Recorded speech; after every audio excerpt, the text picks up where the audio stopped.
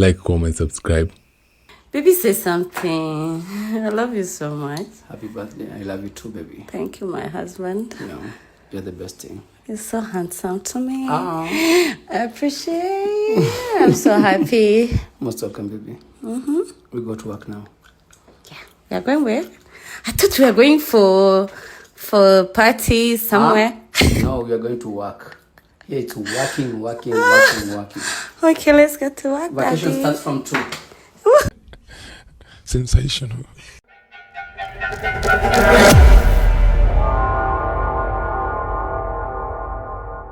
Yo, welcome to the channel. My name is the Big Bad Ogre, and I'm the host of the Toxic Masculinity Podcast. And I don't have much to say. I just want to say once again, thank you for 7,000 subscribers. I can't even sleep. Tangu jana nimekuwa ecstatic. I've been joyful. I've been happy. I've been jumping up and down. Like nothing would take the smile out of my face.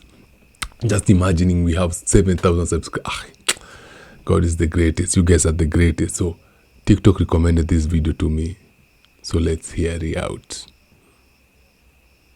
A few years ago, my oldest daughter had to take a DNA test for school just to figure out ancestry. During the DNA test, she came to me very, very sad because apparently me and her were not related. I was like, huh? When she told me this, I had to keep a straight face because the immediate shock was just wild. Then I decided to go with her to get a paternity test done. When we got the paternity test done, it was also concluded that I was not her father. At this point, I was shocked. I've had 4 kids with my wife, and she was the oldest, and I needed to see how far this rabbit hole went. I told her to not let her mother know that we know this information, and then I went to my next oldest child. Not mine. I went to... Hey! Remember in the previous video I told you to some extent why some women's body counts matters. Why a woman past matters is because of matters like this. Because the biggest scare a man can get is finding out that the child he is raising is not his. That's equivalent to a woman walking down a dark alley and some guys in some hoodies grab her, take her to some abandoned building, wambaki hapo hivyo. That's equivalent to that. This is like this amebakwa. This is like a man amebakwa, bro.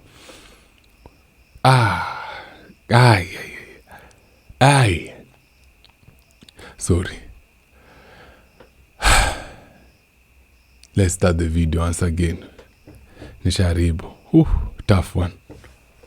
A few years ago, my oldest daughter had to take a DNA test for school just to figure out ancestry. During the DNA test, she came to me very, very sad because apparently me and her were not related. I was like, huh? When she told me this, I had to keep a straight face because the immediate shock was just wild. Then I decided to go with her to get a paternity test done. When we got the paternity test done, it was also concluded that I was not her father. At this point, I was shocked. I've had 4 kids with my wife, and she was the oldest, and I needed to see how far this rabbit hole went. I told her to not let her mother know that we know this information, and then I went to my next oldest child. Not mine. I went to the one below that. Not mine. And then I decided to stop there because the youngest child is so young that this may directly affect them, and they don't really understand what's going on anyway. So I didn't even want to go into that rabbit hole, but when I got the information, I immediately was like, let me go talk to my wife about this. So, like always, she didn't take responsibility. Of course she didn't. I'm pretty sure she blamed you, she blamed the child, she blamed the hospital, she blamed everything but herself. Bro, do you think she got pregnant to the same man? Of course, this is not the father of the child, but the 3 kids, do you think they belong to one father, man? They're like from different fathers. And this is the difference. And not the difference, and this is the reason why. Bro, we have to understand game. Bro, we have to learn game. We have to learn game so much to the point we need to make sure we can detect deceit ama deception from the woman tuna date, bro. Hii ndo maana tunafaa kulearn game, kwa sababu there are some women, they already know who they're gonna have a baby with. They already know who they're gonna get their baby from. Wanajua watashika mimba ya ule na they already know. Ka plan A itawako kona plan B, ka plan B itawako kona, they already know. They already know wako zile za I am going to have that man's baby.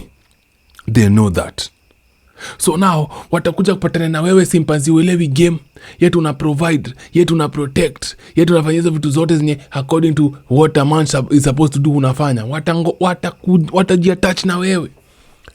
Since they know you don't understand game, they'll be like, anafanana tu na aguka angu, watu wetu kwetu wanafananaga hivyo. Hata ukiangalia watoto wetu wanafananaga tu na watu wa kwao. Wewe ujue unachezwa at that time kwa sababu you understand game vizuri. And you're that innocent guy, you trust your woman, you trust your wife. Na umembelieve yako yote. Kumbe hizo ndo vitu wanafanya chini ya maji.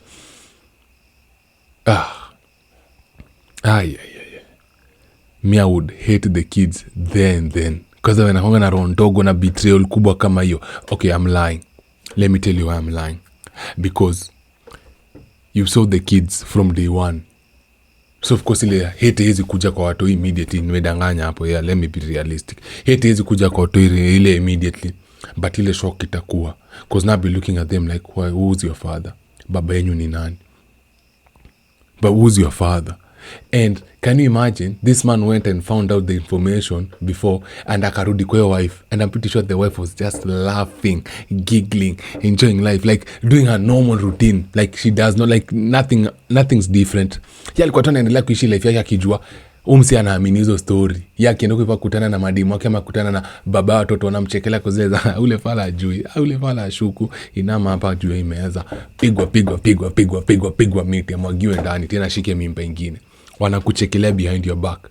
Those are the type of betrayals that will really break a man. These are the type of betrayals that will turn a man, who will turn a reasonable man to do some very unreasonable things. Kwa sababu, hey, can you imagine? 4 kids. You call yourself a father. You are a proud father. You've been showing off when you are a father. Kumbe none of the children who you think are yours are yours. Fuck, I'm a bitch, I lie. Take responsibility or any type of accountability. And she said, how are you going to believe your wife over these tests? I was like, are you serious? Are you like, for real? Like, is this really where you're going to go with this? Then she starts crying profusely and saying it was only one time. I didn't mean to do it. And I was like, it was only one time. Hey. And then I showed her that each one of the children aren't mine, with the exception of the youngest, as so I think. That's when it dawned on me that it was one time, multiple times. And then when we looked, each one of the children had different baby fathers. And yeah, my question has been answered. You know how... Okay, bro. Indo maana, you cannot take the public swing ulete kwa nyumba yako and expect watu wa public wasikuja kucheza na swing yako kwa nyumba. Swing ya public, wache hiyo swing ibaki pale kwa public. Shida yenyu ni mnataka mapenzi na without even thinking. You took a public swing and brought it inside your house.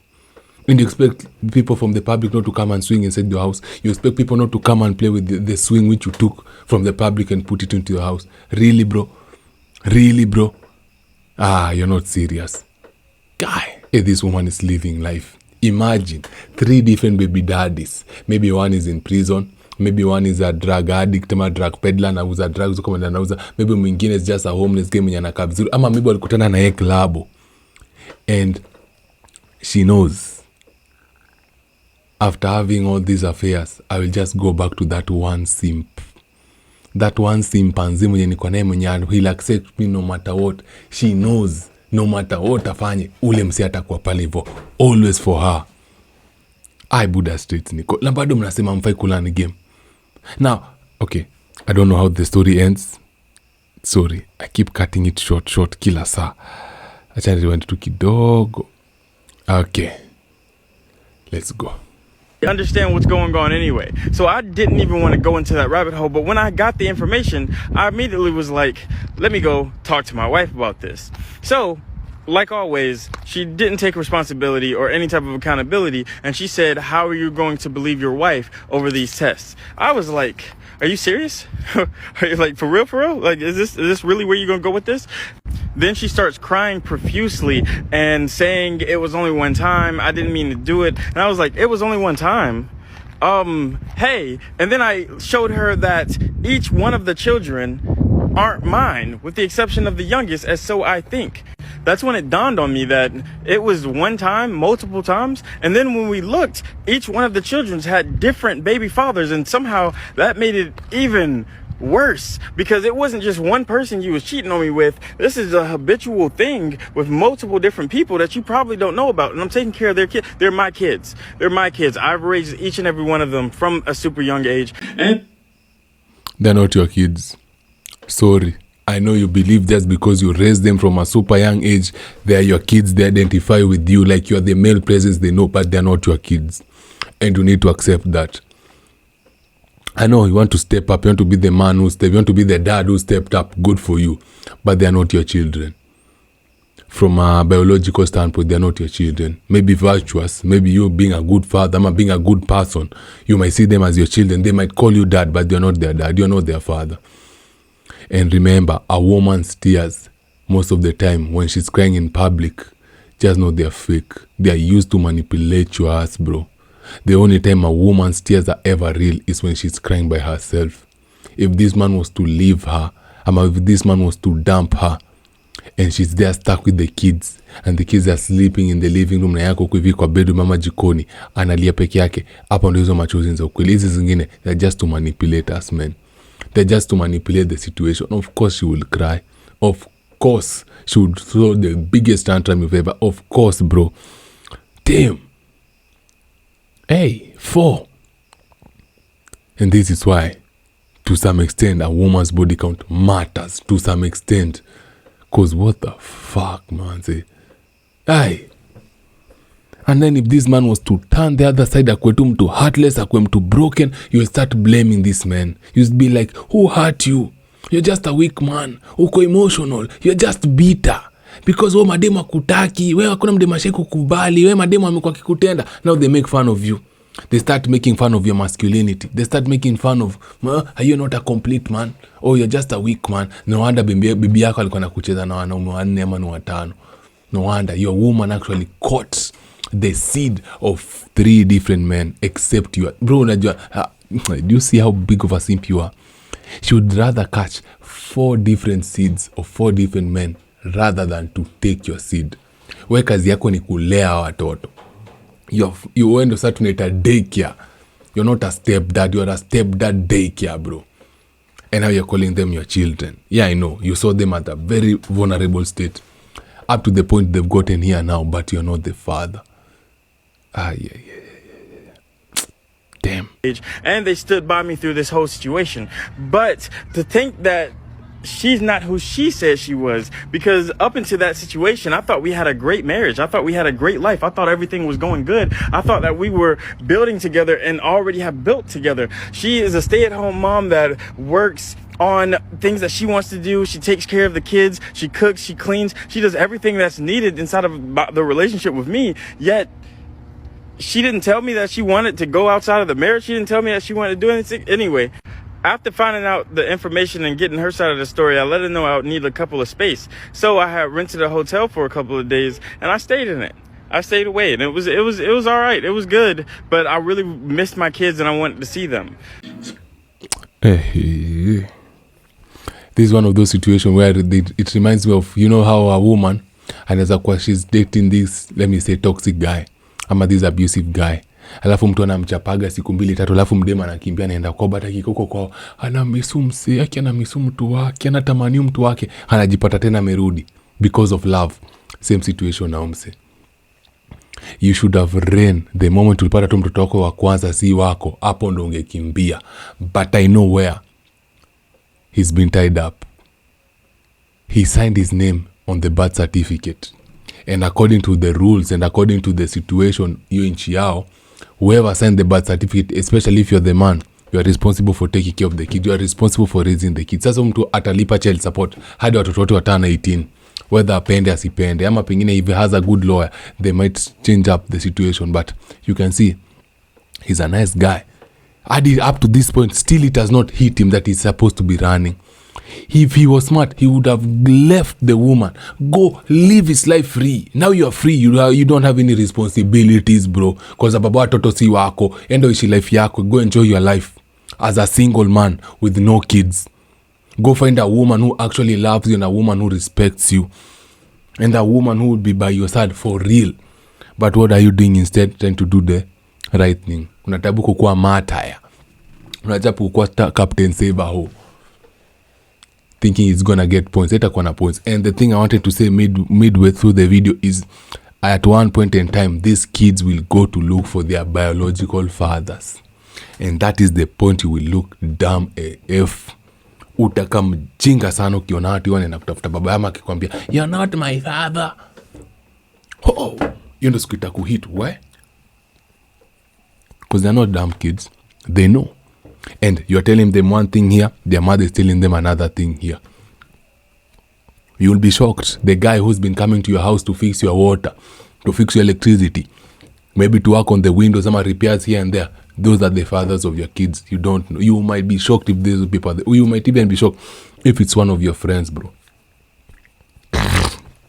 And how come you didn't see? Like literally, hata mimi nikakuwa na watu wake hivi, they can just tell mtu yafanani na mtu ule afanani. Kuna difference hapa, si watoto wangu ama watoto si mtu mmoja. You can just tell. You can literally tell different DNAs of kids. Ukiona tutajua huyu si huyu na huyu. Like you can tell. How come you didn't see this? Because maybe the guy was blinded by love. And he was so much focused on love. Akasahau kutumia kitu inaitwa common sense. Hey, nasikia mtu hasira. I'm hungry for this guy. Damn it. So after a couple of days, I was back inside of the house, but I'm not even gonna lie. I didn't say anything to my wife. I didn't speak to her. She would try to talk to me and I would look away. I would take care of the kids. I would grab the kids, take them to the mall, do different things with them. And everything was just, I was just trying to figure things out. I was just trying to see how I could make our relationship work, or see if I need to separate and just take the kids myself. Like, I didn't know what to do, if I had any like legal rights to these individuals. Yeah, man. Run. Leave the effing kids alone. Run as fast as you possibly can to the opposite direction. Don't even tell them where you are going. Just leave. Hey, yo, babe, check in yaje. Let me go get some milk for the kids. Wanafaa kuone uko Florida, ukiride kwa wave. Wakuone uko Miami, living. Wakuone uko hivyo New York. Wakuone San Diego. Wakuone Las Vegas, North Carolina. Uko wanafaa kuona ama ni South Dakota. That's why they should be seeing you going to get milk. Now milk, it takes time for the milk to get ready, so you will be back in their lives after 20 years. Bro, run. You do not get any prize for being a captain saver ho. There is no trophy for being a captain saver ho. Nothing. You will never find it, bro. Yeah. And can you imagine, after all this, and the wife tells you, oh, mi naenda, I'm going to see my friends. You just know she's not going to see your friends. And if you do the damn mistake of staying, bro, prepare. Sasa hapa ndo anaenda sasa kuleta watoto wa kwizuri. I think this woman hates this man. She hates this man to the point she's using this man as a slave to fund her life, to take care of her and the children. Once the children get to a certain age where the kids are independent, atajitoa. This woman is literally using this man because this is a dumb man, oni mtu mjinga who wants to be used by this woman. That is why this one cannot live, and this woman will not live, because guess what? She's having her cake and eating it too raw. She's literally, she made her bed and she's laying in it. Not only is she laying in her bed, she's laying with other men in her bed. I bet you not, I kid you not, this man is not touching that woman. This man literally is a slave to this woman just because he has a good heart, ama he bought in to the idea of a man has to stick by his wife no matter what. Stupid mentality. Yenye angekuwa amedrop nayo. Maybe the guy is also scared to divorce her because babu, he knows if, I don't know how financially able he is, but anajua maybe akidivorce them, the woman will live with 50% of everything this man has worked for. And maybe he's scared to lose that. But mimi naacha. mi natoka naenda, because remember hauna burden yote inakusumbua. You can just go and live your life, just start your life fresh, and if you are skilled enough in your field, trust you will be able to bounce back. But sai you keep digging yourself deeper and deeper and deeper into a black dark hole. Na hiyo black dark hole ni kumayo dem, kwa sababu it's disgusting. So I can imagine the type of people ameingia hapo hivyo ndani. Run, save yourself now, dummy. Save yourself now, bro.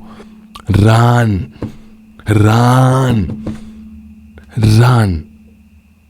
Please, we are begging you, run. Don't look back. You will regret it. Aki, you will regret it very, very bad. Very, very bad. Guy. Many there are people like, hey, there's no way this is true. Maybe this is a script. Anyway, let's continue. Yeah, my name's on the birth certificate, but I'm not biologically theirs. I just wanted to figure things out, but I didn't even get that chance, because 6 days ago she decided, other than taking any type of responsibility, to have a hangout session with the chandelier.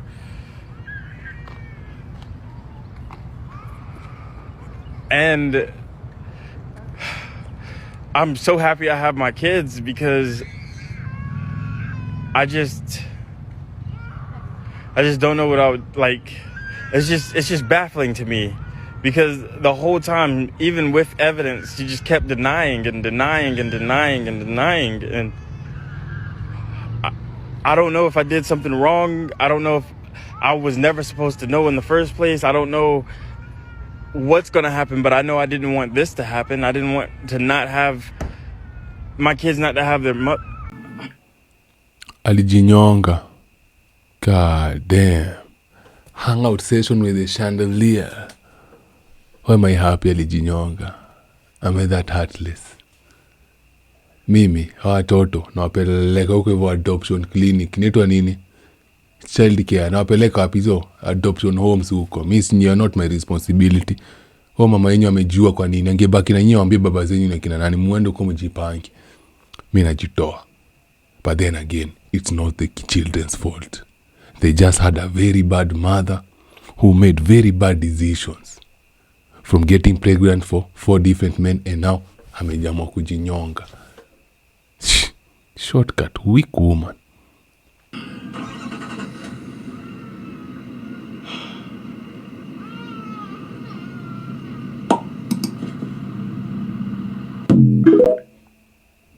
Saddest part is you can hear some kids crying on the background.